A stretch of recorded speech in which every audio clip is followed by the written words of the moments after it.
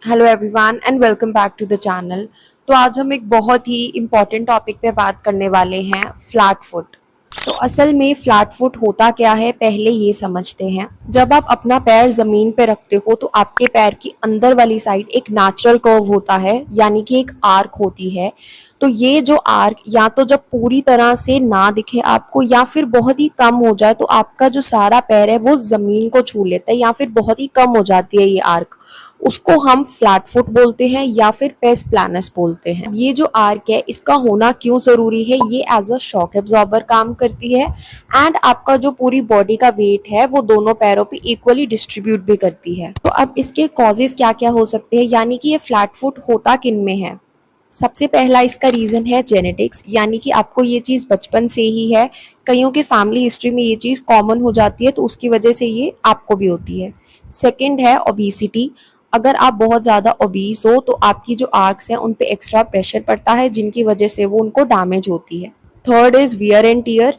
As जब आपकी बढ़ती है तो जो टेंडन्स एंड लिगामेंट्स है वो कमज़ोर हो जाते हैं, उसकी वजह से भी कई बार फ्लैट फुट देखने को मिलता है।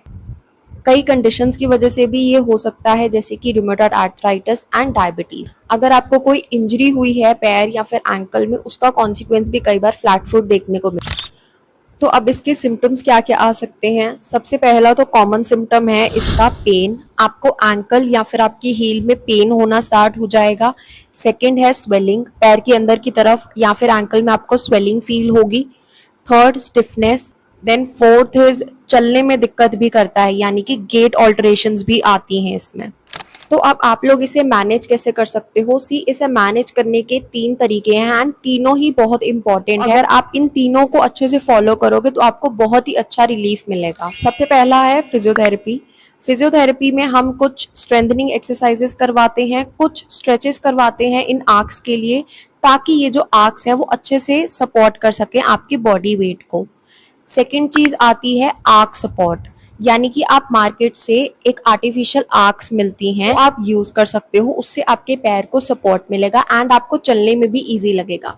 अगर आपको नहीं पता कि कौन सी आर्क्स आपके लिए अच्छी है तो मैंने एक लिंक डिस्क्रिप्शन बॉक्स में मेंशन किया है जो कि आपके लिए हेल्पफुल हो सकता है, तो वो आप जाके चेकआउट कर सकते हो। आता है मेडिकल ट्रीटमेंट। आपको फ्लैट फुट के लिए कुछ मेडिसिन भी खानी पड़ सकती है कुछ टाइम के लिए, ताकि आपको जल्दी इफेक्ट मिले। So yeah, that's all for today. I'll see you in the next one. Also, if you like the video, do subscribe and give a thumbs up. Take care, stay healthy. Bye bye.